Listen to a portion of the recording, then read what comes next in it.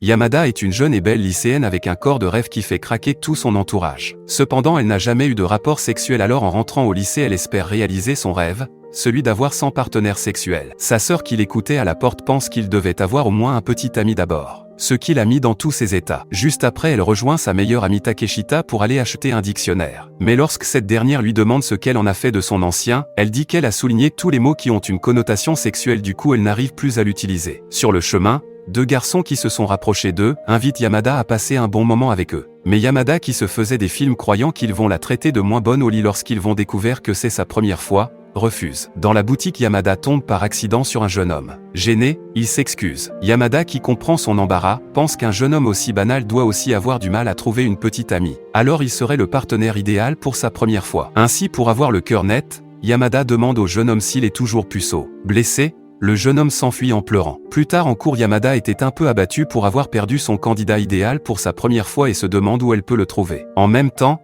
ses camarades de classe sont venus lui demander s'il peut le prendre en photo. Croyant qu'ils vont utiliser ces photos pour faire des cochonneries, elle refuse également. Pendant ce temps, Kosuda, le jeune homme de la bibliothèque, la reconnaît comme étant la fille qui était tombée sur lui, et veut ramasser son téléphone qui était tombé à terre. Yamada, qui se méprenne et dit qu'il n'a pas le droit de la prendre en photo. Mais une fois le malentendu dissipé, elle reconnaît que c'était le petit puceau de la bibliothèque, mettant ainsi Kosuda dans l'embarras. Yamada, enjouée de se retrouver à côté de Kosuda, pense qu'elle devait d'abord réduire la distance qui les sépare pour se retrouver ensemble. Alors pour ce faire, elle demande à Kosuda de lui prêter son manuel. Toutefois, c'est le résultat opposé de ce qu'elle imaginait. Ensuite, elle décide de jouer franc jeu pour être seule avec Kosuda. Alors lorsqu'elle trouve une ouverture, elle pousse Kosuda dans une pièce sombre et ferme la porte derrière elle. Mais une fois seule avec Kosuda, Yamada ne sait plus quoi faire. Alors elle décide de se déshabiller et lui montre sa poitrine. Toutefois embarrassée, elle s'enfuit et pense qu'il va lui prendre pour une perverse. Le lendemain, le professeur désigne Yamada et Kosuda comme le comité de la bibliothèque, ce qui enchante beaucoup Yamada. À la bibliothèque, Yamada trouve que Kosuda est un gentil garçon et ne comprend pas pourquoi elle n'arrive pas à lui parler correctement. De plus, elle pense qu'il y a plein de coins à l'abri des regards. Toute excitée, elle dit à Kosuda qu'elle a très mal au ventre et lui demande de le masser. Kosuda, ébahi, lui demande si elle a pris des médicaments. Elle répond que oui, mais insiste à ce qu'il le masse. Lorsque Kosuda s'exécute, Yamada lui demande d'aller plus haut. Mais lorsque ce dernier hésite, Yamada, avec un air impatiente,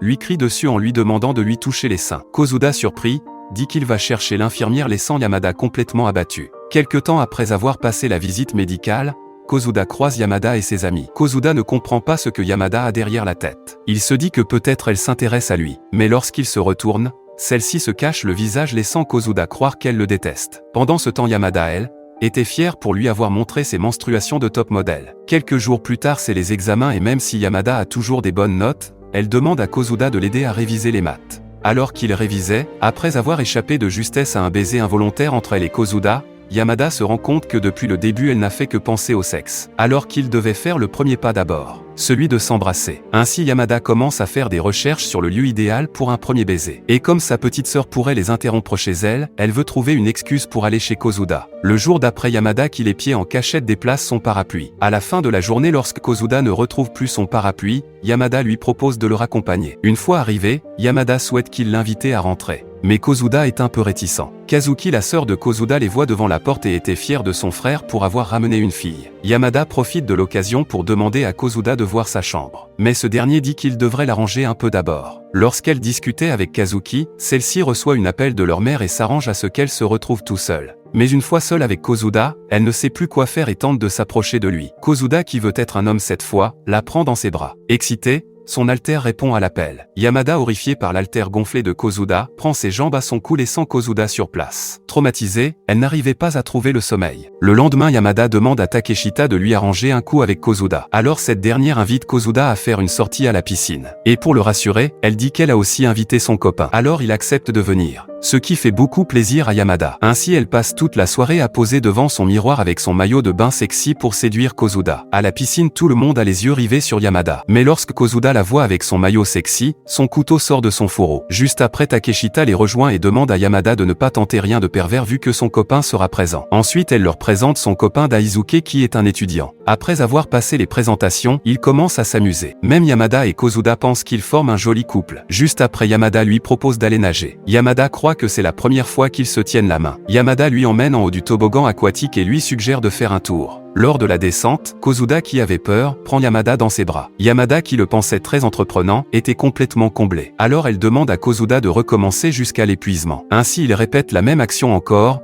et encore, même si Yamada semble être la seule à en profiter, jusqu'à ce que Kosuda se vide complètement. Après la piscine, lorsque Yamada apprend que si Kosuda l'avait serré dans ses bras c'est parce qu'il avait le vertige, elle était contrariée et dit qu'il est nul. Dans la soirée ils ont assisté à un festival du milieu. Au cours du festival, pour se faire pardonner, Kosuda enlace Yamada et lui dit que cette fois-ci, il ne le fait pas par peur. Le jour d'après, Yamada entraîne Takeshita avec elle pour aller acheter des préservatifs. Takeshita gêné lui dit qu'elle pourrait avoir la réputation d'une traînée. Yamada réplique que c'est ce qu'elle souhaite, et se demande plus tard celui qui irait mieux à Kosuda. Le lendemain en cours, Yamada était choqué de voir Kosuda en train de discuter avec une fille. Ensuite cette dernière demande de goûter les biscuits qu'elle avait fait en cours de cuisine, ce que Kosuda semble apprécier. Alors Yamada était craintif à l'idée qu'il s'aime. Ainsi pour avoir le cœur net Takeshita la conseille de lui demander directement. Mais lorsque la fille dit à Kosuda de se retrouver chez lui, Yamada était complètement sidéré. Alors après les cours elle décide de se rendre chez Kosuda. Là-bas elles étaient surprises de voir la jeune fille ainsi que sa famille venir chez Kosuda pour se faire un barbecue. Cependant la sœur de Kosuda qui les avait surpris leur demande ce qu'elles font dans ce quartier à cette heure-ci. Yamada jalouse lui demande c'est qui cette fille. Elle répond que c'est Mayu, l'amie d'enfance de Kosuda. Et comme ils vivent côte à côte, leurs familles sont de très bons amis. De plus même s'ils sont ensemble depuis 10 ans, il ne s'est rien passé entre eux. Le lendemain Yamada décide de rendre une petite visite à Mayu pour tout clarifier. Lorsqu'elle la voit elle lui demande si elle est amoureuse de Kosuda, ce qui l'étonne.